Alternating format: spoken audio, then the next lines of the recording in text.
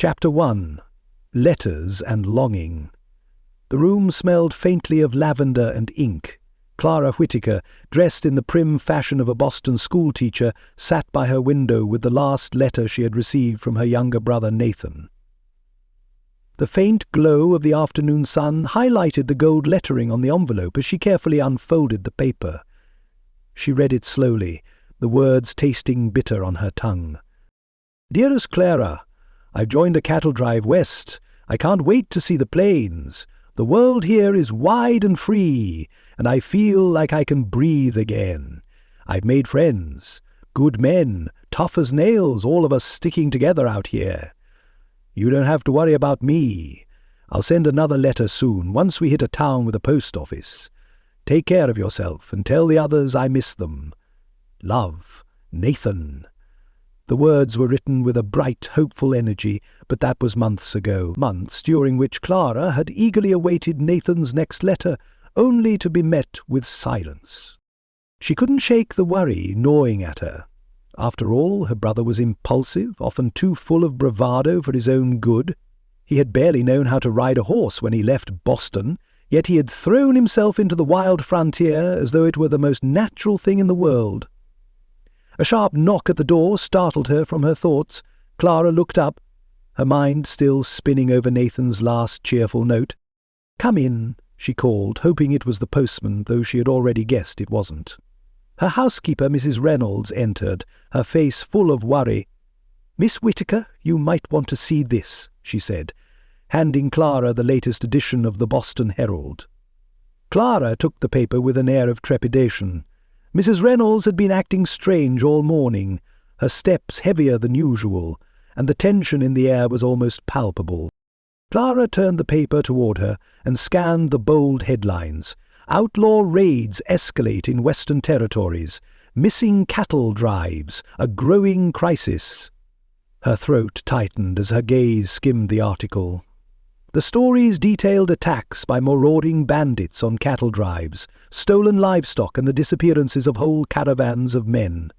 The news was all too familiar to her, and the more she read, the more her pulse quickened. Nathan had gone to the very places the articles described. She wasn't just worried anymore, she was terrified.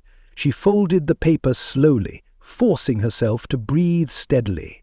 "I'm going to find him, Mrs. Reynolds," she said, her voice low but filled with resolve. Mrs. Reynolds' eyes widened, and she opened her mouth to protest, but Clara was already heading for the coat rack, pulling on her warm travelling cloak. "It's no use arguing," Clara said, her tone firm. "Don't sit here and wait for another letter that never comes." The stagecoach ride was nothing like the comfort of her little apartment in Boston. No, this was a jolting, bone-rattling ordeal that had Clara gripping the seat for dear life as the horses galloped over uneven terrain. Each bump seemed to jar her heart right out of her chest, and with every mile the dust grew thicker, the air hotter, and the scenery more barren. Her clothes, though fresh and starched when she had first boarded, were soon covered in a fine layer of dirt, clinging to the fabric like a reminder of the hardship that lay ahead. She could feel the eyes of the other passengers boring into her as she sat stiffly, her back straight, as if it would somehow protect her from the rough men and women who shared the coach.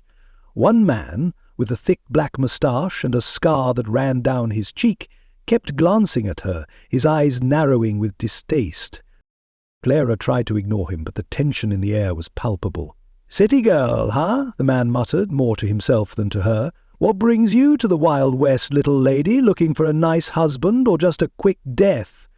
Clara's face turned bright red. "I'm searching for my brother," she replied curtly, her voice steady despite the nervous flutter in her chest. "He went west, and now he's gone missing." The man chuckled darkly. "You got guts, I'll give you that, but you're out of your league, lady. Ain't no place for someone like you out here." Clara stiffened but said nothing. She knew there was no use arguing with someone so far gone in their cynicism. The journey continued, hour after hour, until finally, as the sun dipped below the horizon, the coach rattled to a halt. "Red Hollow!" the driver called out from the front, his voice tinged with both relief and weariness. Clara stepped off the coach and was immediately assaulted by the overwhelming noise and dust of the frontier town. It was everything she had expected and nothing like she had imagined. The streets were packed with rough men and women, all covered in dirt and sweat, speaking in gruff tones as they went about their business. The air smelled of horses, gunpowder, and something faintly rancid. She stood frozen for a moment, her eyes wide with disbelief. This was nothing like the tidy streets of Boston, where the air smelled faintly of flowers and freshly baked bread. Here everything was raw, untamed, alive in a way that was both exciting and terrifying. She took a deep breath, steeling herself for what lay ahead. "Where can I find a tracker?" she asked, turning toward a passing man. He squinted at her, his face weathered by years of sun. "Tracker?" He spat on the ground. "You'll find plenty of them in the saloon." "The saloon?" Clara hesitated. But it seemed her only choice. She squared her shoulders and walked through the swinging doors, the noisy hubbub inside immediately growing quieter as everyone turned to appraise the newcomer. Her heart raced. There in the corner sat a man who looked as though he belonged in the wilderness. He had the lean, muscular build of someone who spent more time in the great outdoors than in a town like Red Hollow. A weather-beaten hat rested on his head, and he was nursing a glass of whiskey, his dark eyes fixed on something only he could see. This must be Jack Calder.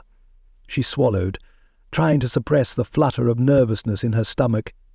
He didn't look like the sort who would take kindly to a prim schoolteacher asking him to go gallivanting across the West, but if he was her only hope, she was willing to take the risk. "Excuse me, sir," she said, trying to sound confident as she approached his table. "Are you the tracker they call Jack Calder?" He raised an eyebrow but didn't answer, simply taking a slow sip of his whiskey. "I need your help," she pressed. "My brother is missing and I'm desperate." Jack set down his glass with a soft clink, his gaze flicking up to meet hers. "Desperate, ha!" He studied her with an unreadable expression, then finally spoke. "Well, lady, you've got more guts than most of the fools I've met, but you're asking for trouble." Clara didn't flinch. "I'm asking for help, Mr. Calder. If you can't provide it, then I'll go find someone who will." He smoked, clearly amused by her persistence, but it was the glint of something more, something like respect, that flickered in his eyes before he leaned back in his chair and sighed. "Fine. Let's say I help you. What's your plan?" Clara, for once, allowed herself a small smile. Maybe, just maybe, this wouldn't be so hard after all. Clara stood in the dim light of the saloon, her back ramrod straight, her hands clasped tightly in front of her, and her heart racing as she stared down Jack Calder. The man, who could have been carved from stone for all the warmth he showed, was leaning back in his chair, his eyes fixed on the whiskey glass before him. He had the air of someone who had been through too many storms to bother with the squall in front of him. "I need your help," Clara said, her voice steady despite the nerves swirling in her chest. "My brother is missing, and I need a tracker." Jack didn't look up. His finger traced the rim of his glass, the gesture slow, deliberate, as though he were weighing her words like they were nothing more than the wind through the saloon doors. "Didn't you hear me, Mr. Calder?" Clara pressed, feeling her patience wear thin. "I said my brother's missing. He's out there somewhere, and I need someone who knows this land. You're a tracker. You've been hired before. I'm asking you to help me find him." Jack finally glanced up, his eyes like steel, cold and unflinching. He studied her for a long moment before setting the glass down, his movements precise, controlled. He leaned forward, elbows resting on the table, and for the first time Clara could see the scar that ran from his left cheekbone down to his jaw. It was old, a story he didn't feel like telling. "You're asking me to risk my life for a stranger," Jack said, his voice as rough as gravel and twice as harsh. "I've seen good men die, lady, people who were in way over their heads, just like you, and the whole time they were just thinking they could fix everything with a little hope and a lot of willpower."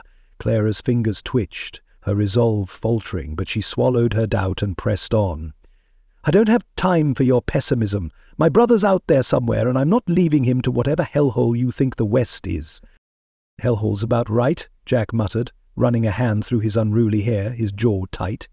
You think this land's kind? You think this town's going to give a damn about your brother?" He motioned toward the bar where rowdy men were shouting and playing poker, a pair of drunks nearly tumbling off their chairs. "There's a reason Red Hollow is what it is. People come here to disappear." Clara stiffened, her eyes flashing with irritation. "That may be true for some, but my brother's not one of them. He's a good man. He might have been naive, but he isn't someone who would just vanish without a word. Something's happened, and I'm not leaving this town without answers." Jack studied her as though he were measuring her every word, the intensity of his gaze making Clara feel like an insect under a magnifying glass. She was used to being composed, used to controlling the classroom of little children back in Boston, but this was different. This was a man who had seen things, the kind of things that made a woman like Clara feel utterly out of her depth. "Here's the thing, lady," Jack finally said, his voice lowering to a dangerous growl. "You don't know what you're getting into. You think you're going to waltz into the wilds with a fancy dress and a prayer and bring your brother home? Think again. The West ain't like Boston, and it sure ain't going to cater to your whims." Clara's jaw tightened. She could feel the weight of his words, but there was something more pressing, gnawing at her heart. This man, this insufferable, gruff man, was the only one who could help her. "I don't have time to wait for someone else to come along, Mr. Calder." Clara's voice softened, but the determination in her eyes never wavered. "I'll pay you. I'll pay you everything I have." Jack's eyebrows quirked, and for a fleeting moment something that resembled amusement flickered in his eyes. "Lady, you got a lot of spunk, I'll give you that. But this ain't a matter of money, it's a matter of survival. Out there you don't get second chances. I've seen it time and time again. People like you, people with good intentions, thinking they can fix everything, and then they end up dead, just like the rest of them." Clara opened her mouth to argue, but Jack raised a hand silencing her. "I've seen too many good people die on foolish quests. Too many women think they can save their brothers, their fathers, their husbands, and they all end up buried in the dirt. Is that what you want?" The words struck her like a slap to the face, and Clara recoiled, the breath leaving her body in a rush. He was right. She knew he was right. She'd seen the headlines. She knew the risks. But she wasn't going to give up, not when Nathan was out there, alone somewhere. "I'm not asking for a guarantee," Clara said, her voice quieter now, but with even more steel in it than before. "I'm asking you to give me the chance. I won't make it without help." For a long moment Jack said nothing. He stared at her, his gaze almost unreadable, as if he were trying to see through her. Finally he sighed, a deep, frustrated sound, before pushing his chair back and standing up. He ran a hand through his hair again, looking away for a moment. When his eyes met hers once more, the hardness was still there, but there was something else too. Something softer, almost imperceptible. "Fine, I'll help you, but don't say I didn't warn you." He grabbed his hat from the table and shoved it onto his head. "But you better be ready for what comes next. It won't be pretty, and it sure as hell won't be easy." Clara's heart leapt, a mix of relief and apprehension flooding her chest. "I'm ready." Jack's lips quirked into a ghost of a smile, though there was no real warmth to it. "You might think you are. But when you're out there, when you're face to face with what's out there, you'll learn real fast whether you're ready or not." Clara took a deep breath, nodding, her mind already racing ahead. She wasn't just ready, she was determined, and she wasn't about to let anything, least of all Jack Calder's skepticism, stand in her way. The air inside the saloon was thick with smoke and the low hum of rowdy conversation. Clara, her back stiff as a board and her gaze unwavering, stood at the bar, trying to ignore the curious stares of the town's rough-and-tumble crowd. It wasn't easy. She had never been the centre of attention before, much less in a place like this, surrounded by men who had likely seen more than their fair share of violence and misfortune. Still, she wasn't one to shy away. She had a purpose. And right now her purpose was to convince Jack Calder, a man who had seen too many people die at the end of their own misguided hopes, to help her find her brother. "Look, lady," the bartender grunted, wiping down a mug with a filthy rag. "I told ya, I don't know where that tracker fellow's gone, but you might want to try somewhere else. This ain't the place for a lady like you." Clara didn't flinch. "I'll wait. I'm not going anywhere until I find him." The bartender didn't have time to reply. The swinging doors crashed open, and a burly ranch hand with a thick moustache and a permanent scowl stumbled in. He was drunk, reeking of whiskey and sweat, and he surveyed the room with bleary eyes. When his gaze landed on Clara, his expression twisted into something between amusement and mockery. "Well, well, what's this? A pretty little lady in a place like this," he slurred, taking a swaying step toward her. His boots clattered noisily against the wooden floor. "Didn't expect to see you here. This ain't no place for someone like you. You must be lost, sweetheart." Clara's eyes narrowed. "I'm not lost, mister. I'm exactly where I need to be." The ranch hand let out a loud, drunken laugh, the kind of laugh that made everyone around him wince. He leaned in, his breath sour with whiskey. I'm sure you are. But I don't think this saloon's got what you need, darling. Maybe you should go home, back to your little schoolhouse in Boston where it's safe." Clara's fingers clenched into fists at her sides. She'd had enough of being belittled, enough of men telling her what to do. Her brother was out there. She wasn't going to let some half-drunk cowboy push her around. "I don't need your opinion," she snapped. "I'm here for one reason and one reason only. I'm looking for a tracker. If you can't help me, then I suggest you mind your own business." The ranch hand didn't take kindly to that. He straightened up, his smirk turning into something more malicious. "Well, ain't that sweet? You think you can just come in here and talk to me like that? I'll teach you some manners, lady." He reached out and grabbed her arm roughly, pulling her toward him. The movement was jerky, uncoordinated, but Clara's pulse spiked with the suddenness of it. She wasn't going to let him intimidate her. Before she even realized what she was doing, Clara swung her palm up, connecting with his face in a sharp slap. The sound echoed through the saloon, making everyone fall silent. For a moment, the entire room seemed to freeze. The ranch hand stood there, mouth agape, his hand still hanging in mid-air where he had reached for her.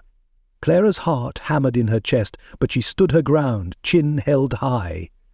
"That's the last time you'll touch me," she said. Her voice a low, dangerous growl. The ranch hand blinked, and then, as though realizing his pride had been wounded more than his face, his expression twisted into a snarl. He lurched forward, clearly intending to retaliate. "Now hold on there, pal," a deep voice rumbled from behind her. Clara didn't have to turn around to know who it was. Jack Calder had stepped in, his long legs carrying him across the room with an air of barely contained authority.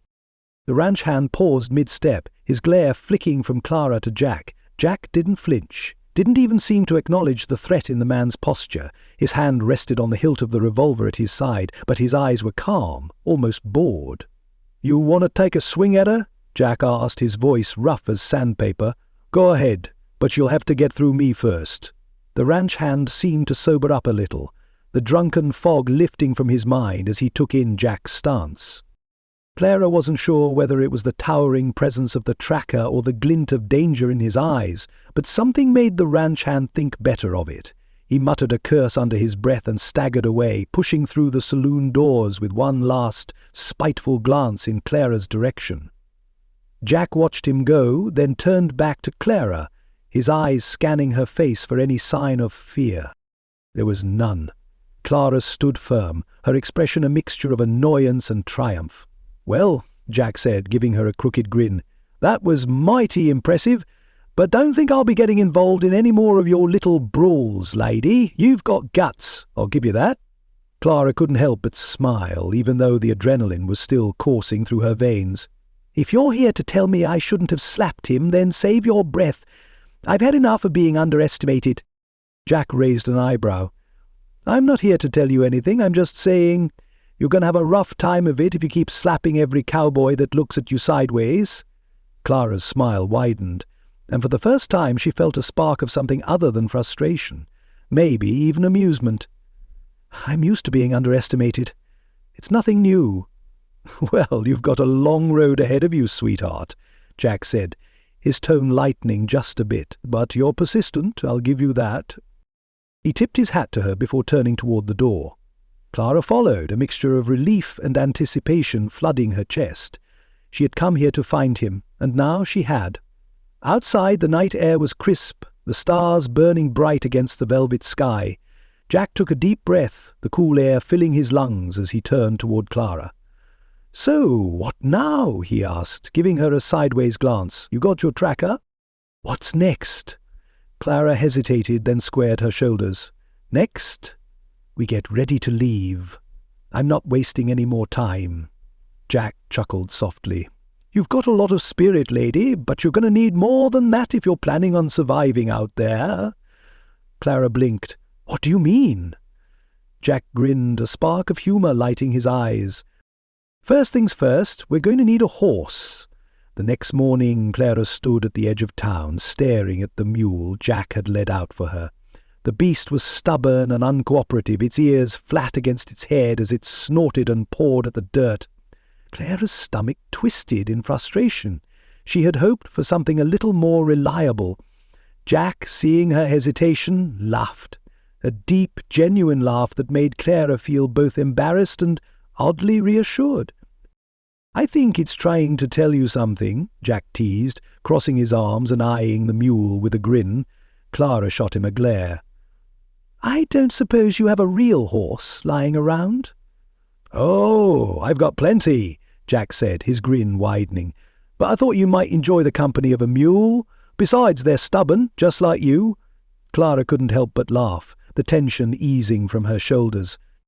"Well, in that case, I'll take the mule. But if it gives me trouble, I'll be sure to blame you." Jack shook his head, laughing softly. "You'll be regretting this before sunrise, lady." Clara gave him a pointed look. "I'm used to it." As the first light of day broke across the horizon, Clara climbed into the saddle, taking one last look at Red Hollow before setting out on the journey ahead. Jack's horse followed behind, its hooves silent on the dirt road. Clara's heart pounded with both excitement and fear. She didn't know what the future held, but she knew one thing for certain: she wasn't going to give up. Not now. Not ever. Chapter 2. Dust and Distance. The sun had barely crested the horizon when Clara found herself on the back of the mule, staring at the endless stretch of land that lay before her. The morning air was still cool, but the promise of heat hung heavy in the atmosphere, the oppressive weight of the coming day already beginning to settle. The dust kicked up beneath her mule's hooves was relentless, fine as powder and clinging to everything: her skin, her clothes, her hair. It was a far cry from the neat cobblestone streets of Boston, and Clara couldn't help but wonder, for the 100th time, what on earth had possessed her to make this decision. But it was too late for doubts. She'd made her choice. Her brother was out there, and she wasn't about to turn back now. Beside her, Jack's horse moved with an easy grace, its muscular body cutting through the terrain with quiet precision. Jack himself, astride the horse like he belonged there, seemed perfectly at home in the wild, as though this was the place where he was most comfortable. Clara tried not to think about how out of place she felt. The road, or what passed for it, was little more than a faint trail carved through the dust and rocks, winding between jagged hills and dried-up riverbeds. The world around them was harsh and unforgiving, the landscape stretching on for miles in every direction, a sea of parched earth and sun-bleached scrub. "How far do you think we'll make it today?" Clara asked, her voice as neutral as she could make it despite the weariness in her bones.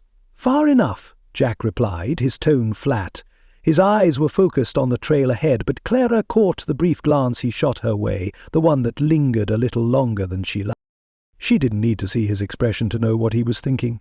She was city-born, soft as they came, and here she was, riding across a barren wasteland on the back of a mule. Clara squinted into the distance, trying to keep her thoughts to herself. The further they went, the more she realized how foolish she had been to think she could do this alone. The journey was harder than she had anticipated. She wasn't used to the harshness of the land, the relentless heat, or the constant ache in her legs.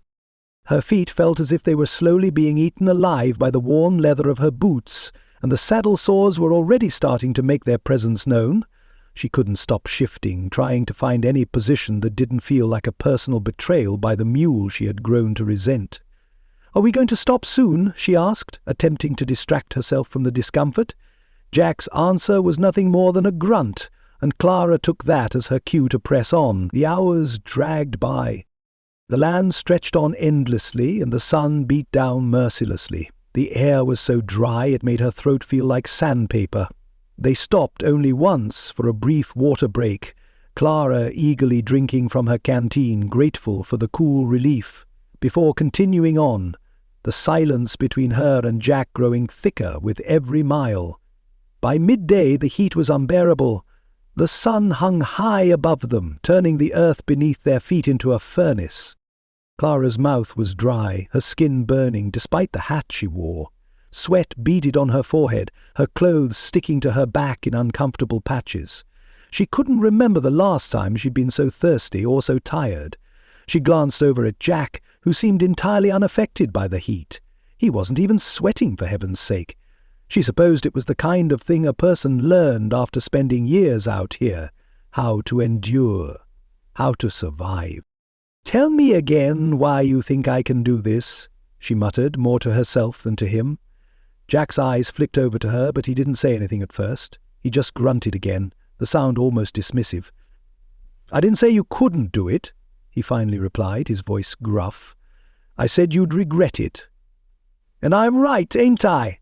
Clara shot him a sharp look, but he was already back to scanning the horizon, his posture easy and relaxed, as if he was taking a leisurely stroll through the woods. She wasn't sure if she admired his self-possession or hated him for it.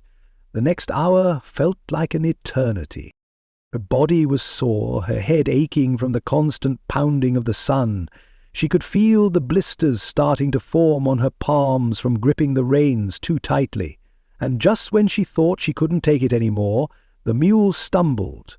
The next thing Clara knew, the world tilted wildly to the side as the stubborn animal lurched forward, throwing her off balance.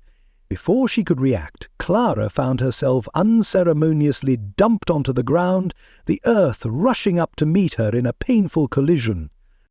The wind was knocked out of her lungs, and she lay there for a moment, dazed and breathless, as dust filled her mouth and her body ached in every possible way. "Damn mule," she muttered, wincing as she pushed herself up. Jack's horse came to an abrupt stop, and Clara heard his voice, gruff and concerned, as he dismounted with surprising speed. "You all right?" he asked, though his tone didn't exactly scream concern. Clara gritted her teeth and pushed herself upright, brushing the dust off her skirt. "I'm fine," she said, her voice sharp, though she had no intention of telling him that she felt anything but. Jack didn't move at first, just watching her with that unreadable expression of his. Then, finally, he let out a long sigh, shaking his head. "You really are stubborn, aren't you?" Clara shot him a glare. "I'll have you know, I'm perfectly capable of getting up on my own." "Yeah, I can see that," Jack said, his voice laced with dry humour. "But next time, how about you listen when I tell you not to ride that mule?" Clara didn't know whether to be offended or amused. Instead, she gave him a pointed look and took a deep breath. "Maybe you should just show me how to ride that damn horse of yours." Jack raised an eyebrow, clearly surprised by the suggestion. "You want me to teach you? You've got a funny way of showing gratitude." Clara rolled her eyes. "You're right. I'll take the mule next time, and then you can tell me I was the one who was stubborn." "Believe me, I'll make sure to remind you of that," Jack said, his lips twitching as if he were holding back a grin. As they moved forward, the bickering between them grew into a strangely comfortable rhythm. Jack would teach her a little about surviving the harshness of the land, offering tips on how to stay hydrated, how to find shade when the heat was unbearable, and how to avoid the more dangerous wildlife. Clara, for her part, would offer her sarcastic remarks, rolling her eyes or laughing under her breath when Jack would give her advice that seemed too obvious to be worth repeating. But somewhere between the lessons and the jabs, a quiet bond was beginning to form. Neither of them was ready to acknowledge it, not yet anyway, but it was there, simmering just beneath the surface, like a fire waiting to be stoked. The miles stretched on, the landscape never changing, the hours growing longer. But for the first time since the journey began, Clara didn't feel quite so alone. Maybe it was Jack's gruff manner, or the way he seemed to understand the silent struggle of the land. Whatever it was, it made her feel like this crazy, reckless journey was worth it. It wasn't much, but for now it was enough. As the sun dipped low behind the horizon, painting the sky with streaks of amber and crimson, Clara and Jack set up camp near a trickling creek. The land stretched before them, desolate and vast, its only sounds the wind and the occasional chirp of crickets. The evening air was cooler, but it still carried with it the dry heat of the day. Clara let out a sigh of relief as she slid off the stubborn mule and stretched, her muscles aching in places she hadn't known could ache. It had been a long day, filled with the relentless jolt of riding and the oppressive weight of the sun. But now, with the sky darkening above them and the promise of a fire and a warm meal ahead, she felt a flicker of something like peace. Jack was already gathering wood, his movements efficient and practiced, as though he'd done this 100 times before. Clara watched him for a moment, her thoughts momentarily drifting back to Boston. She missed the quiet of the city, the orderly streets, the cleanliness of everything, but she couldn't afford to think about that. She had a brother to find. "Couldn't get any more peaceful than this," Clara said, trying to fill the silence. "Not that you'd ever know it from the looks of the place." Jack glanced up, a faint smirk tugging at the corner of his mouth. "This land doesn't exactly cater to comfort, lady. You get used to it, or it eats you alive." Clara raised an eyebrow. "Is that your way of saying I won't make it?" Jack shook his head, the smirk fading as his eyes grew distant. "No, just saying you're going to have to work a hell of a lot harder than you think. The West doesn't let you rest. Not unless you make it." Clara hesitated for a moment, then lowered her voice, her curiosity getting the better of her. "You've been out here a long time, haven't you?" Jack didn't answer immediately, choosing instead to arrange the firewood with a practised hand. His fingers were calloused, his movements steady and sure, as though he was in complete control of everything around him. "I was a cavalry scout during the war," he said finally, the words coming out as though they didn't quite belong to him. "A lot of things happened during that time. Things I wish I could forget." Clara's heart tightened at the rare vulnerability in his tone. She hadn't expected him to open up, but she'd also never been one to shy away from a difficult conversation. She crossed the campfire and knelt beside him, her hands resting on her knees as she studied him in the flickering firelight. "Do you regret it?" she asked quietly. Jack's gaze softened, but only slightly. "Regret's a funny thing. You don't really feel it until it's too late. I saw men die out there, good men, and when the war ended, all I could think was, what was it all for? There was no glory in it, just a lot of blood and dirt." Clara didn't know what to say to that, so she said nothing. She let the silence hang between them, feeling the weight of his words settle around her like a blanket. After a moment, Jack cleared his throat, the vulnerability in his eyes giving way to the familiar stoicism that had come to define him. "Anyway, the war ended and I tried to settle down, tried to live a normal life. But out here, it's hard to forget what you've seen. Hard to put it all behind you." Clara nodded. She could understand that, even if she couldn't fully grasp the depth of his pain. She had never known anything like the horrors he'd witnessed, but she did know what it was like to lose someone. To lose something, to try to keep going even when it seemed like there was nothing left worth holding on to. "I didn't have much of a choice," she said softly. "My brother and I were all we had left after our parents died. I had to take care of him, make sure he was safe." Jack's eyes flickered to hers, a trace of something, admiration, maybe, flashing in his gaze, but it was gone before she could be sure. "You raised him," Jack murmured. "That takes guts." Clara gave him a small, rueful smile. "It wasn't easy, but I didn't have a choice. Nathan was all I had left, and I wasn't about to let anything happen to him. He has a way of getting into trouble. I had to keep him in line, even if it meant pushing him a little too hard sometimes." Jack let out a short laugh, shaking his head. "Sounds like you were both a handful." "We still are," Clara said, a grin tugging at the corners of her mouth. "I suppose that's why I'm here. He's out there, somewhere, and I won't stop until I find him." The smile faded from her lips as her thoughts turned back to her brother, the uncertainty of his fate, the fear that gnawed at her every time she thought about it. "Did you ever get used to it?" she asked, her voice barely above a whisper. "The worry, the not knowing?" Jack's expression softened as he looked into the flames, the orange glow casting shadows across his face. For a long moment he didn't answer, but then he exhaled deeply, as though the question had been one he'd been carrying for far too long. "No," he said, the word heavy with a truth that neither of them could avoid.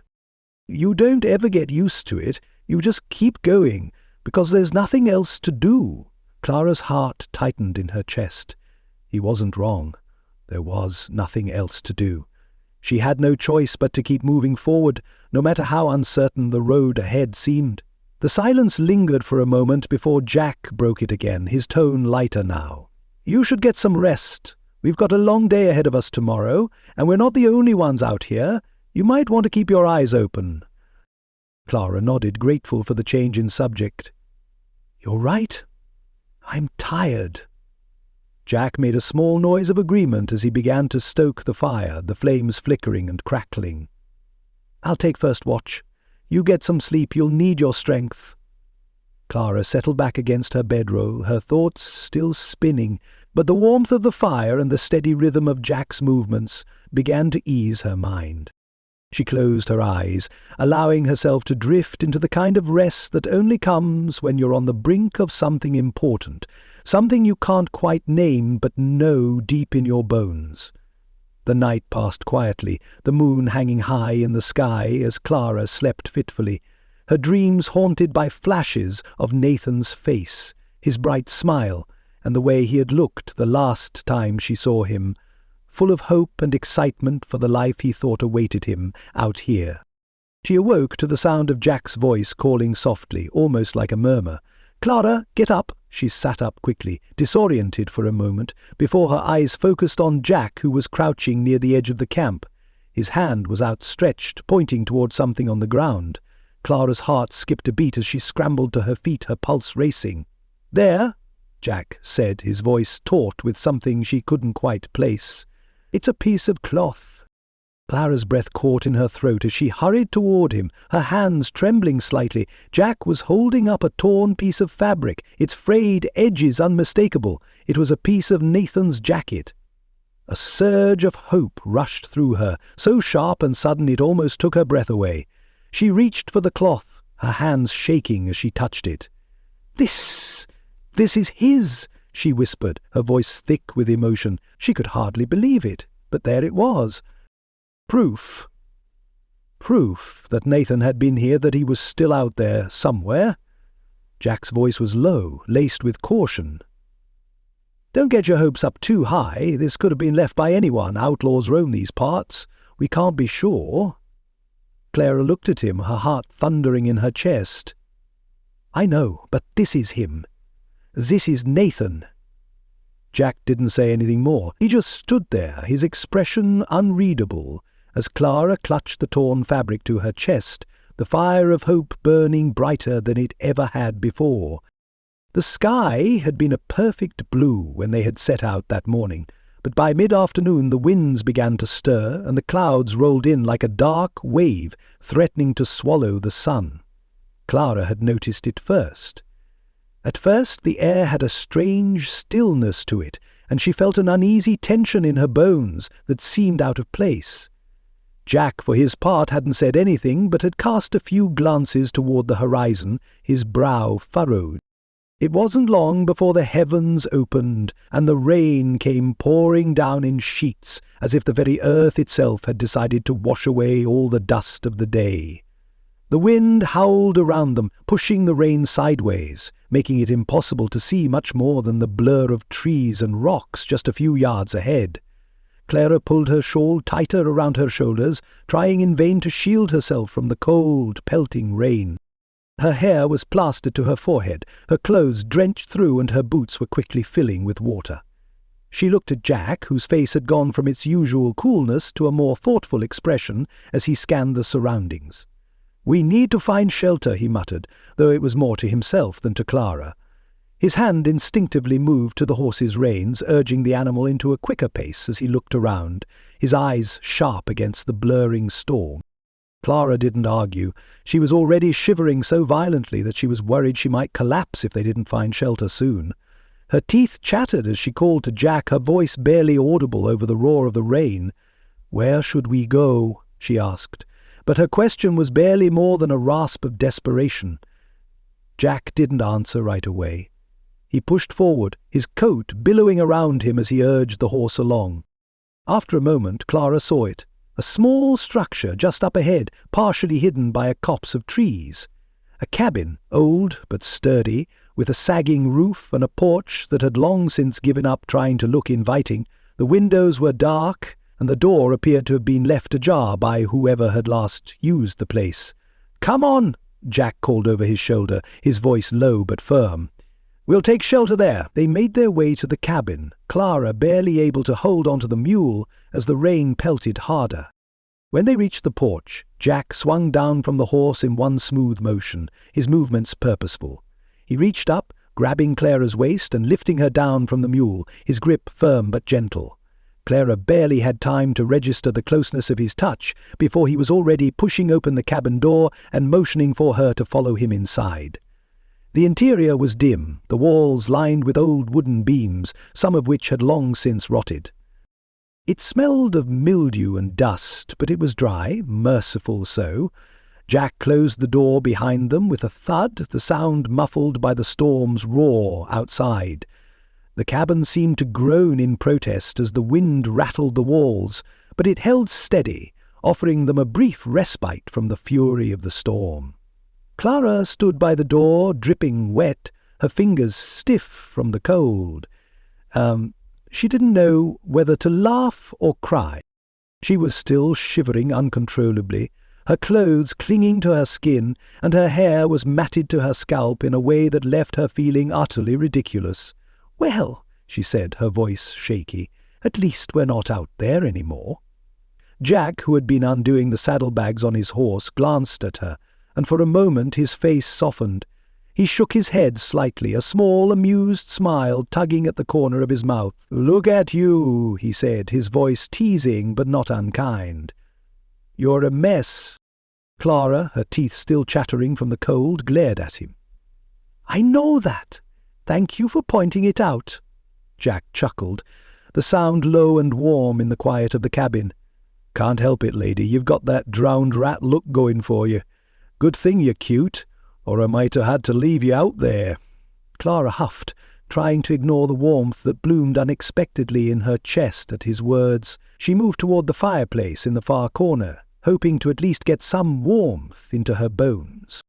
The fire, long cold, was little more than a pile of damp logs, but Jack had already started poking through the wood with a fire stick. "Here," he said, his voice suddenly more serious. "Get over here, I'll light this up. You'll catch your death if you stay like that." Clara didn't argue. She moved closer to the fire, her limbs aching with cold. The heat from the flames was immediate and all-encompassing, and she stood there, arms wrapped around herself, letting the warmth soak into her. She could feel the tension in her body begin to ease, and though she was still shivering, it wasn't nearly as bad as it had been. After a moment, Jack stepped up beside her, reaching for his own coat and undoing the buttons with swift, efficient movements. He pulled the wet coat from his shoulders and shook it out before hanging it on a nearby post. Clara couldn't help but notice the muscles in his back as he moved. There was strength there, a quiet power that she had been too distracted by to notice before. He turned toward her then, his brow furrowed in concern. "You still cold?" he asked, his voice quieter than it had been before. Clara nodded, though she didn't want to. "I'm fine, it's just, I wasn't prepared for that." Jack gave a soft grunt of agreement. "Never are. No one is." He paused for a moment, then added, "You should take off your wet clothes. I'll hang them by the fire to dry. We're going to be stuck here for a while." Clara hesitated, a blush rising to her cheeks. She wasn't used to being so vulnerable around anyone, much less Jack. But she didn't see any other option. "Right," she said, her voice tinged with embarrassment. "I suppose that's the best idea." Jack turned away, giving her the privacy she needed, and Clara quickly shed her wet clothing. She wrapped herself in her blanket, the warmth of it seeping into her skin, and watched as Jack busied himself with making them both a quick meal. It wasn't long before the crackle of the fire and the smell of cooking food filled the cabin. The storm outside raged on, but the cabin felt like a safe little island in the chaos of the world. For a few moments they were both able to forget the harshness of the road, the dangers lurking in the wilds, and the uncertainty that hung heavy over everything. Eventually, as the evening drew on, the storm outside softened to a steady drizzle, and the conversation between Clara and Jack slowed to a comfortable silence. The only sound was the crackle of the fire and the occasional sigh from Jack as he stretched his legs out in front of the flames. Clara glanced at him out of the corner of her eye, noting the way the firelight played across his rugged features, softening the hard edges she'd come to expect from him. She felt a sudden, inexplicable pull, as though there was something more between them than just a shared journey. The thought startled her, and she quickly pushed it aside. Jack turned his gaze to her, his eyes catching hers with an intensity that sent a flutter through her chest. For a long moment neither of them spoke, the air between them thickening, charged with something neither of them could name. And then, as though unable to resist any longer, Jack leaned forward slightly, his movements slow and deliberate as if testing the waters. Clara's heart stuttered in her chest, and before she could think better of it, she leaned forward too. The kiss was sudden, impulsive, and as unexpected as the rainstorm itself. But it was soft, tentative at first, as though neither of them wanted to break the fragile moment they had shared. Then, as the seconds stretched on, it deepened. The fire in the hearth mirrored in the heat that swept through Clara's body. When they pulled away, neither spoke. Words seemed too clumsy, too unnecessary for the raw connection that had just passed between them. Jack didn't say a thing. He just gave her a look that said everything she needed to know. In that moment, Clara realized that she wasn't alone on this journey anymore. Her heart was entwined with his now, whether she liked it or not, and she wasn't sure if that was a good thing or a dangerous one. The morning light filtered in through the small cracks in the cabin's weathered wood, casting a soft golden glow over the room. Clara stirred under the covers, still wrapped in the warmth of the fire, the events of the previous night, both the storm and the kiss, feeling like a dream. But when she opened her eyes and saw Jack sitting across the room, cleaning his rifle with meticulous care, she knew it hadn't been. Her heart skipped in her chest, a strange flutter she didn't quite understand.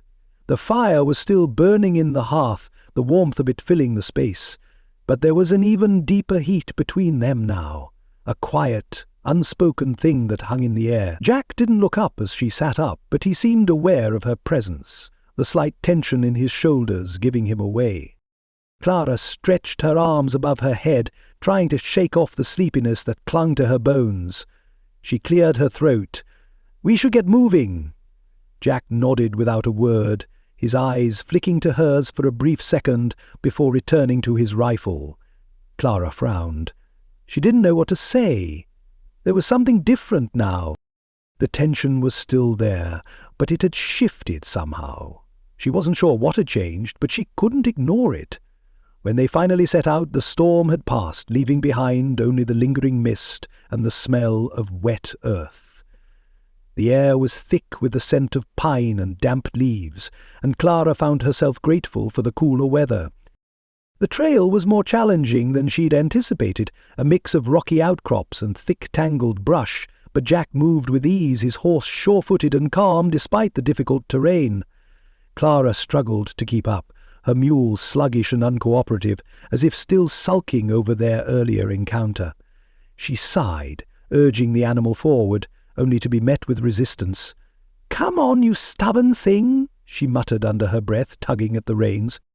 Jack glanced over his shoulder and chuckled softly, the sound warm despite the harshness of the land around them. "You two are made for each other." Clara shot him a look, one eyebrow arched in mock annoyance. "I don't need your commentary." He just grinned. "Sure you do. You're welcome." The trail grew steeper, the rocks more treacherous, and Clara was beginning to wonder if they'd ever make it to the next town, when they finally spotted a small cluster of buildings in the distance. It wasn't much, just a few weathered homes and a run-down saloon, but it was a place to stop, perhaps even to gather information about Nathan's whereabouts. As they rode closer, Jack's demeanor shifted, becoming more focused, more alert. He took a deep breath and exhaled slowly, his hand resting on the hilt of his revolver as he scanned the town. "This place doesn't look friendly," he muttered.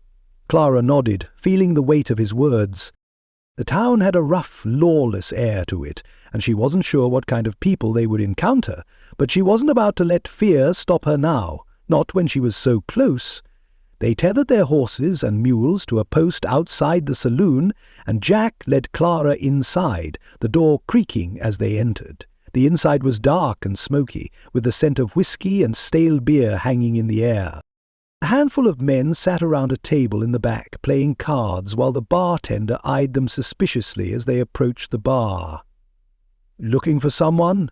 the bartender asked, his voice low and gravelly. Jack didn't answer immediately. He leaned against the counter, his eyes narrowed. "Just passing through," he said. "But we're looking for someone, a man who knows the territory well. You seen anyone come through here who might fit that description?" The bartender didn't answer right away. He gave them a once-over, sizing them up with a practiced eye, and then shifted uncomfortably. "We don't take too kindly to strangers around here," he muttered, "but I might know a man who could help you." Clara's heart quickened. She stepped closer to the bartender, trying to soften her voice. "We're just looking for my brother. He's been missing, and we think he might be in trouble. He could be nearby. His name's Nathan Whitaker." The bartender's eyes flickered with recognition, and for a moment Clara thought she saw something like fear across his face, but then he quickly masked it with a sneer. "Maybe I've heard of him," he said, his voice low. "But you'd have to speak to Red. He's the one who knows the outlaws around here. He might be able to help, but he doesn't come cheap." Clara felt a wave of frustration rise in her chest, but she kept it under control, looking to Jack for direction. Jack, however, wasn't one to mince words. He stepped closer to the bartender, his voice turning cold. "Tell us where we can find him," Jack said, his tone not asking but commanding. The bartender hesitated, his eyes shifting nervously. "Red's the one you want to talk to. He's got a little shack down by the creek. But don't expect him to talk for free. If you want information, you'll pay for it." Jack placed a coin on the counter, a silver dollar that clinked loudly as it hit the wood. "Consider that the cost of your silence." The bartender gave a grudging nod. "Down the road. Can't miss it." As they made their way to the small shack by the creek, Clara's heart pounded with a mixture of excitement and dread. Every step brought her closer to finding Nathan, but it also reminded her of how much she didn't know, how much danger might be waiting for them. When they arrived at the shack, Jack took the lead, moving silently, his hand resting on the grip of his revolver. Clara followed, trying to stay calm, though the tension in the air was thick enough to taste. Jack knocked twice, sharp and loud, and the door creaked open slowly, revealing a man who looked like he'd spent far too much time in the dirt and sun. Red eyed them both carefully, sizing them up before his gaze flicked to Jack, the unspoken recognition clear. "You looking for trouble, friend?" Red asked, his voice raspy. Jack didn't waste time. He cut straight to the point. "We're looking for someone. A man named Elias Boone. Know him." Red's eyes narrowed and he stepped back, the door creaking as he moved. Clara's heart thudded in her chest, but she kept quiet, letting Jack do the talking. Red looked over his shoulder, then back at them, his mouth twisting into something that was almost a sneer. "Boone's got your boy, and you'd best stay clear of him. Ain't no good ever comes from messin' with Elias Boone." Clara's pulse spiked. Nathan was alive. He wasn't dead, he wasn't lost, but he was with Boone, and that changed everything. Clara's eyes met Jack's, her voice barely a whisper. "What do we do now?" Jack's expression softened for just a moment, the faintest glimmer of something akin to hope crossing his features. He was a man of few words, but even he couldn't hide the shift in his stance. "We move fast," he said, his voice low but firm. "And we find him before Boone does anything we can't undo." Clara's breath caught in her throat, and she realized that despite everything, she was closer than she had ever been to finding her brother, and this time she wouldn't stop until she had him back. Jack, seeing the way she was holding herself together, offered a rare smile, though it was laced with dry humor. "Guess I owe you an apology," he said. "You were right. Looks like Nathan's still out there." Clara looked at him, her heart swelling with something she couldn't name, and smiled in return. "And I'm glad to have you with me." Jack nodded, his eyes glinting with something that was almost tenderness, though it was quickly masked by the ruggedness that had always been there. "You can thank me after we find your brother." But Clara didn't need to thank him.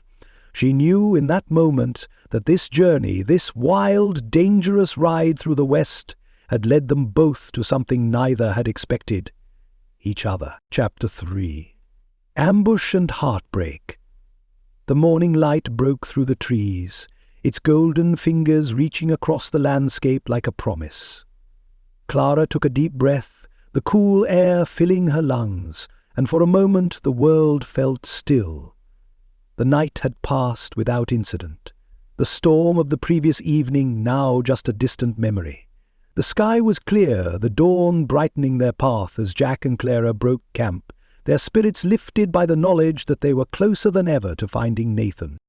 The sound of the creek nearby gurgled in rhythm with Clara's thoughts, and for the briefest of moments she allowed herself to believe that maybe, just maybe, this journey wouldn't be as perilous as it had felt before. Maybe, just maybe, she would find her brother and bring him home. Maybe she would have a future beyond this wild, uncertain ride through the West. But the moment of calm was fleeting, and Clara felt the hairs on the back of her neck stand up. There was a tension in the air now, something sharp and unsettling. Jack, who had been busy packing up their things, was suddenly still, his head cocked as he scanned the landscape with a practiced eye. Clara's pulse quickened. "Jack? Get down," Jack hissed, his voice low and urgent. Before she could even react, a voice broke the silence, a deep, gruff voice that sent a chill through her veins. "Well, well, what do we have here? The lost girl and her trusty tracker." Clara's stomach dropped. She knew that voice. Elias Boone. Without warning, a group of men appeared from the trees, surrounding them with the precision of hunters who knew the land far better than Clara and Jack ever would. The riders, rough and ragged, had the unmistakable air of outlaws, faces weathered by time and violence, eyes cold as the steel they carried. Clara's heart slammed in her chest, her breath catching in her throat. Jack's hand went instinctively to his revolver, his eyes hard as he assessed the situation. He took a step toward Clara, positioning himself between her and the men, his posture defensive but calm, as though he had been through this countless times before. Boone's voice, thick with amusement, rang out again. "Did you really think you could just ride through my territory without consequences?" Jack didn't answer. Instead, he kept his eyes on the men surrounding them, calculating, waiting. Clara could see the tension in his jaw, the way his muscles coiled, ready for action. "Jack," she whispered, a frantic edge in her voice, "what do we do?" "Stay behind me," he muttered, his voice a low growl. The next few moments unfolded in a blur.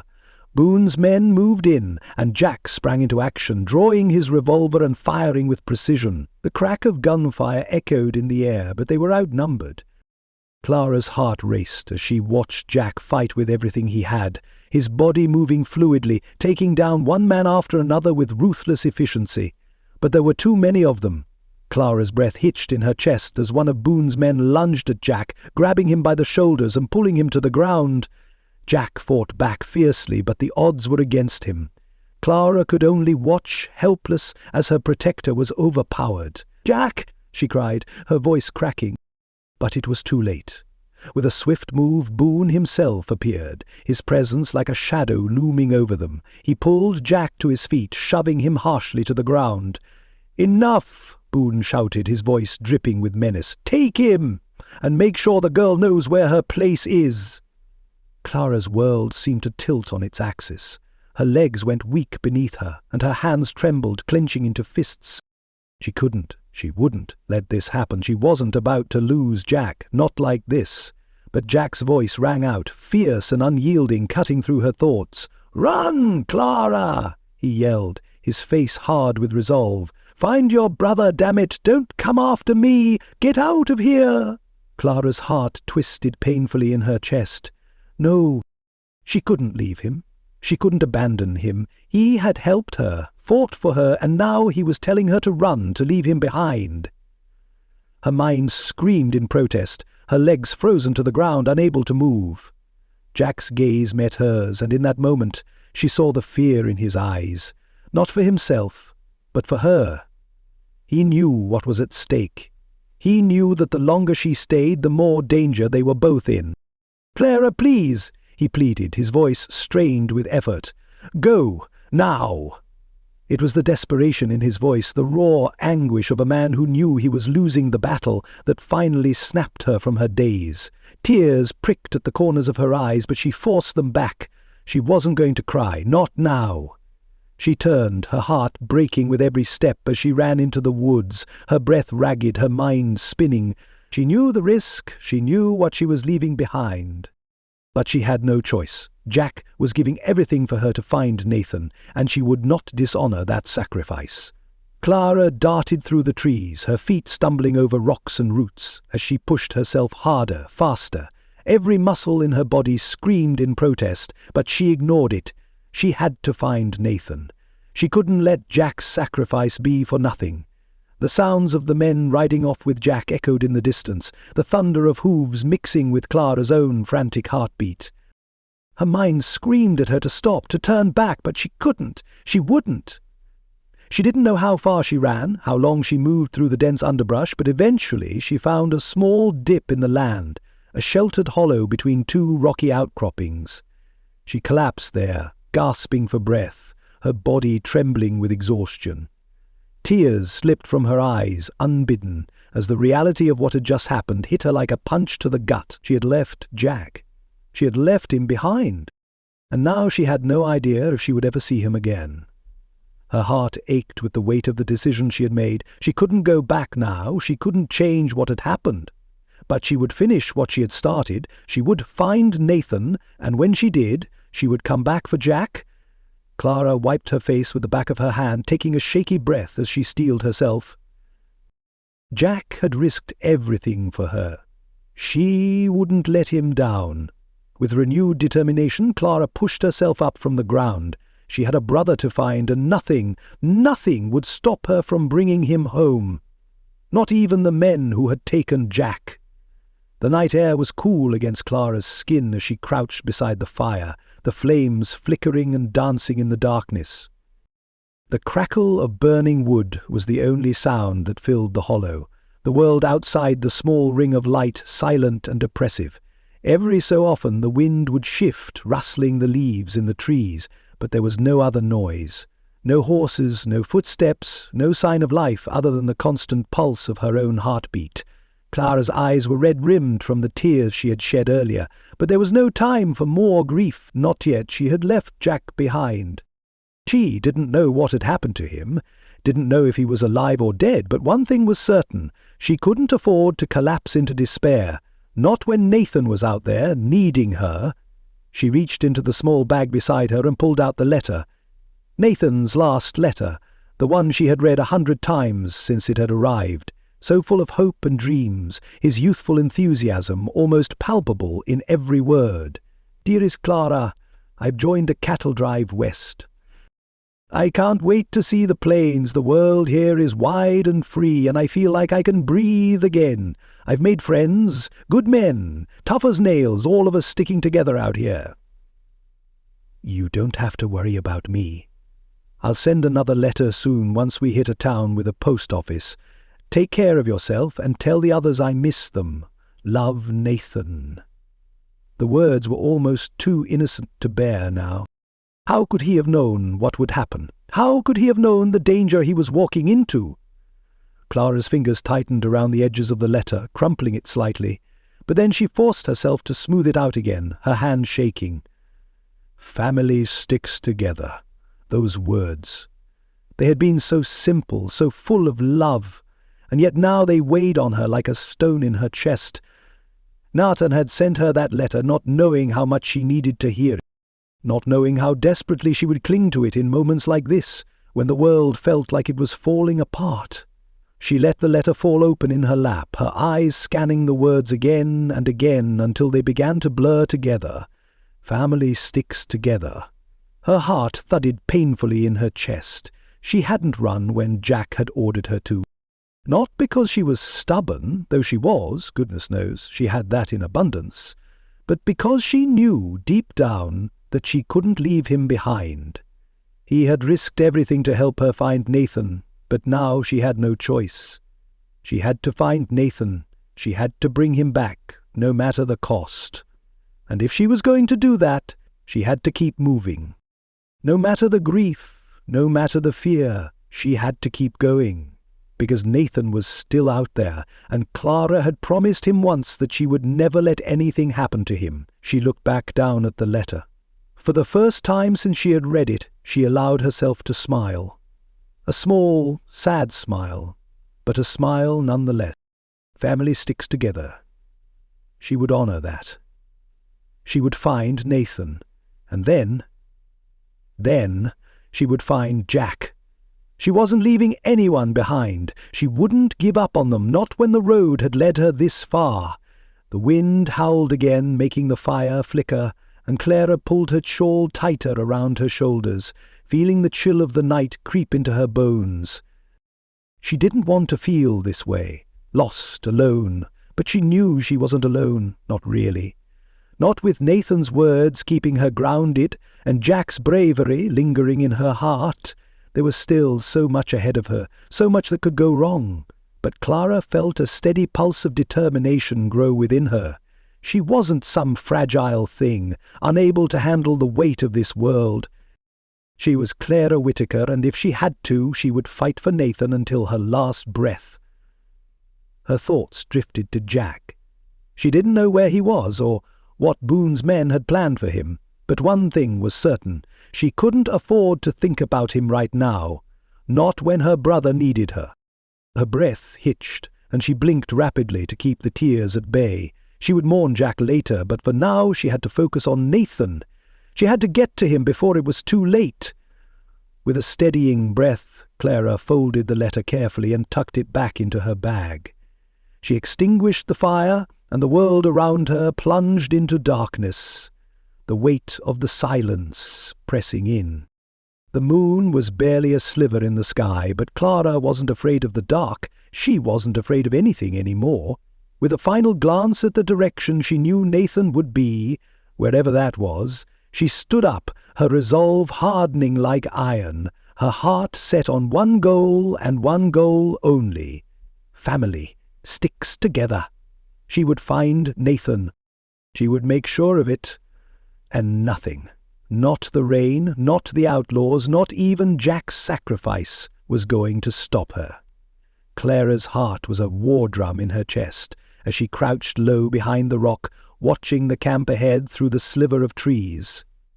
Boone's camp, the very heart of the danger she had been running toward for days.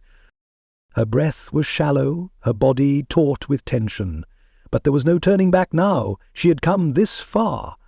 Her clothes were different, heavier, rougher, the fabrics scratchy against her skin. She had stolen them off an unfortunate outlaw whose jacket was now draped over her shoulders, making her feel like an imposter in a strange, dangerous world. Her hair, usually so carefully tucked away, was hidden beneath a dusty hat she had pilfered from a saddlebag, and she had smeared dirt across her face to blend in. The disguise wasn't perfect, but it was enough. Her mind flashed to the hours spent carefully studying the layout of Boone's camp the previous evening from the shadows. It wasn't large, just a few weathered shacks and a scattering of campfires. But it was well guarded. There was no way she was going to make it to Jack and Nathan undetected if she wasn't careful. She knew what was at stake. But there was no time for second thoughts. Jack, her stubborn, impossible Jack, was out there, and so was Nathan, the two men she had come to care about more than anything else in this unforgiving world, and she would do whatever it took to get them back. Clara took a steadying breath, and then began to move, her steps slow and deliberate, like a shadow in the night. She kept her back pressed against the trees, ducking low whenever a guard passed. The camp was quiet now, but she knew it wouldn't stay that way for long. Boone's men were always watchful, and she couldn't afford to make a sound. As she approached the largest shack at the edge of the camp, Clara's pulse quickened. This was it, the shack where Jack and Nathan were being held. She could feel the weight of her breath in her throat, but she pushed it down, refusing to let fear take control. She wasn't going to fail, not now. She reached the back of the shack, her hand brushing against the rough wood. She pressed her ear to the wall, listening for any sign of life inside. Nothing. But she knew better than to think that meant they were alone. The men inside were likely waiting for orders, their eyes sharp, their hands ready. Her fingers tightened around the knife she had stolen, the cool metal comforting in her grip. She had no intention of using it unless absolutely necessary, but she couldn't let her guard down now. With a deep breath, she pushed open the back door, wincing at the creak of the hinges. The interior of the shack was dimly lit, the faint glow of a dying lantern casting long shadows across the dirt floor. Her eyes quickly adjusted, scanning the space, and then there they were. Jack was sitting against the wall, looking worse for wear, his clothes ragged but his eyes still sharp as ever. Nathan was slumped beside him, his face pale, his hands bound in front of him. The sight of them both sent a rush of relief through Clara, so overwhelming that she almost took a step forward without thinking. But she didn't. She paused, watching them, letting the moment sink in. "Clara?" Jack rasped, his voice rough, but there was something in it, something softer than she had ever heard from him before. "What the hell are you doing here?" His eyes flashed with a mix of disbelief and anger, but there was no mistaking the pride that softened the edges of his words. Clara swallowed hard, her heart swelling with emotion. "I'm here to get you out," she said, her voice steady despite the whirlwind of thoughts and fears inside her. Jack's eyes narrowed, and for a moment Clara thought he was going to argue. Instead he let out a soft chuckle, though there was no humour in it. "You know, I've known a lot of foolish women in my life, but you're the stubbornest, the stupidest one of them all." Clara stepped forward then, her breath coming faster now that she had them in her sights. She dropped to her knees beside Nathan, her fingers shaking as she fumbled with the rope binding his wrists.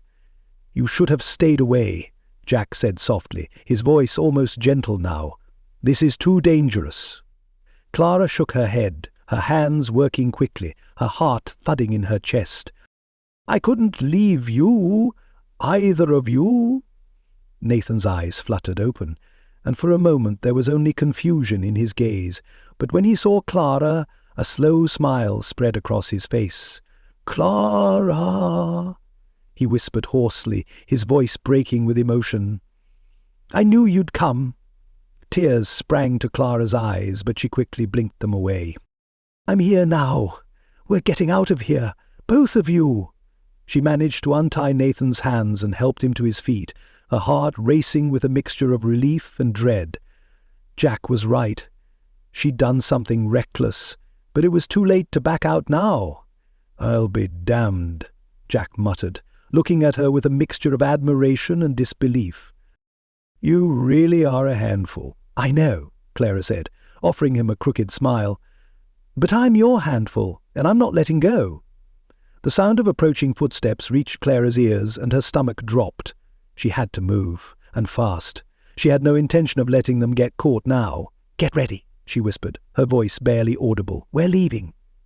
Jack and Nathan exchanged a look, one of silent understanding. Clara stood up, her body tense, her eyes scanning the shack for anything useful. Then she spotted it. A lantern, hanging from a hook on the wall.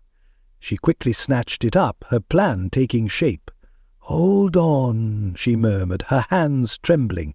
She opened the door just enough to slip out unnoticed, and then, with a deep breath, she hurled the lantern toward the edge of the camp, where a pile of dry brush lay stacked. The fire ignited instantly, the flames licking the air, casting an orange glow across the camp. The chaos that followed was immediate. Screams rang out, and the camp erupted into frantic motion as men scrambled to put out the fire. The sound of horses' hooves pounding the earth filled the air. "Move," Jack hissed, grabbing Clara's arm and pulling her toward the edge of the camp. They ran, the fire roaring behind them as Boone's men shouted and cursed, racing to get the fire under control. The moment of confusion gave Clara the opening they needed, and she pushed herself harder, her breath ragged, her legs aching. "Not much farther," Jack said through gritted teeth. His face was tense with concentration, but his eyes never left Clara's. They burst into the woods, running faster now, the sound of their pursuers growing distant but still too close for comfort. Clara didn't look back. She couldn't afford to. They had to keep moving, had to get away. The chaos of the camp, the crackle of the fire, the pounding of hooves, everything blurred into a blur of fear and determination. Clara's mind raced as she pushed herself harder, willing her legs to keep going. But they were alive, and that in itself was a victory. Chapter 4. Final Showdown. The canyon stretched out before them like a labyrinth of jagged rock and dry earth, a maze of shadows and sharp turns. The walls rose high on either side, blocking out the sky and trapping them in this narrow, dusty corridor. Clara's breath came in short bursts as she ran beside Jack, her heart pounding in her chest, the echo of hooves pounding in the distance. Boone's men were close. Too close. "We can't outrun them much longer," Jack said, his voice grim as he glanced over his shoulder, his eyes narrowed with determination. "We need to find a way out, or we're finished." Clara's legs burned from the relentless pace, her body screaming for a break. But there was no time. They had to keep going. Boone and his men were right on their heels, closing in with every passing second. The canyon walls seemed to narrow with each step, the path ahead becoming more treacherous, the risk of a misstep greater. "Where are we going?" she panted, her throat dry, her eyes scanning the narrow canyon floor for any escape. "Follow me," Jack said, his voice clipped as he guided them toward a rocky outcrop ahead. "There's a narrow pass just ahead. It's our only chance." They rounded a corner, and Clara's heart skipped a beat when she saw the pass Jack was talking about. It was narrow, barely wide enough for a horse to fit through, but it was their only option. Jack spurred his horse forward, pushing the animal through the tight gap, and Clara urged her mule into the pass behind him. The ground underfoot grew uneven as they moved deeper into the canyon. The sounds of pursuit grew louder, the shouts of Boone's men echoing off the walls, but they were trapped now. There was no turning back. Clara's breath hitched as she heard the sound of hooves pounding behind them, closer now than ever before. Boone's men had reached the pass, and they weren't about to let them escape so easily. Jack glanced over his shoulder again, his expression hardening as he pulled his revolver from his belt. "Stay close," he ordered Clara, his voice low and urgent. "We're going to make our stand here." Clara didn't have time to respond. A shout rang out from behind them, and Clara turned just in time to see Boone himself emerge from the shadows, his horse thundering toward them. His eyes locked onto Jack, cold and full of malice, as if he were savouring the moment. "Well, well," Boone called, his voice rich with menace. "Looks like the little rat's got nowhere to run." Clara's heart pounded in her chest, but Jack remained motionless, his revolver aimed steadily at Boone. The two men stood locked in a standoff, the tension thick enough to cut through with a knife. Clara could feel the heat of the moment, the danger of it, and the desperation in the air. "You've come a long way to die, Jack," Boone sneered, "but I suppose I shouldn't be surprised. You've always had a taste for trouble." Jack's jaw tightened, and his gaze never wavered from Boone's. "You didn't have to come to this, Boone," he said, his voice low but steady. "We were comrades once. We fought together. But you threw that away for greed and power." Boone's lips curled into a mocking smile. "Comrades?" he scoffed. You think I owe you something because we fought side by side? You're a fool, Jack. I saw what you were. You were weak, too soft, always making the wrong choices, and now look where it's gotten you." Jack's grip tightened on his revolver, but he didn't fire. His eyes narrowed as he studied Boone, and Clara saw the pain flicker across Jack's face, quickly masked by anger. "You betrayed me, Boone," Jack spat, his voice thick with years of bitter regret. "And you betrayed everyone who trusted you. That's something I can't forgive." The two men stood facing each other, the canyon eerily quiet for a moment, save for the occasional gust of wind that whistled through the narrow pass. Clara could feel the weight of the moment in the air, the inevitable collision of two former comrades turned bitter enemies. Then, without warning, Boone's hand shot out, and the crack of gunfire split the silence. Clara's heart skipped in her chest as she saw Jack skipped in her chest, as she saw Jack skipped in her chest, as she saw Jack skipped in her chest, as she saw Jack skip, but he didn't fall. Jack's eyes flicked toward her, his expression hardening with a mix of fury and determination. He didn't have time to check for injury. He had to end this now. Gunfire erupted again. Jack fired, and Boone's man at his side crumpled to the ground, but Boone's men weren't done. The shots rang out from every direction, and the tension in the air became a deafening roar. Clara crouched behind the rocks, her heart racing. She could barely hear her own thoughts over the deafening gunfire, but she knew one thing for sure. She couldn't let this be the end of it. Not like this. Not with Jack hurt, not with Nathan still in danger. "Jack!" Clara yelled, her voice cutting through the chaos. Jack's gaze snapped toward her, his eyes wild with the realization that she was still there, still in harm's way. His lips parted to shout a command, but Clara didn't wait. She darted toward the rock that shielded them, her heart pounding in her chest, as she grabbed the pack that she'd left behind and yanked it onto her back. "I'm not leaving you behind," she cried, her voice breaking with emotion. Jack hesitated for only a moment, his eyes flicking toward Boone, who was slowly advancing toward them. Jack's side was slick with blood, and Clara could see the pain in his movements. But there was no time to mourn, no time to hesitate. Without another word, Jack made his decision. He stepped into the line of fire again, gun in hand, and fired a shot at Boone. The bullet hit its mark, and Boone staggered back, a flash of surprise in his eyes. But Jack didn't wait to see the result. He grabbed Clara's arm, pulling her toward him. "Now, damn it!" Jack shouted, his voice hoarse from exertion and pain. "Run!" Clara's feet scrambled over the rocks as they retreated, the world swirling around her in a dizzying blur. They didn't look back, didn't wait for Boone's men to regroup.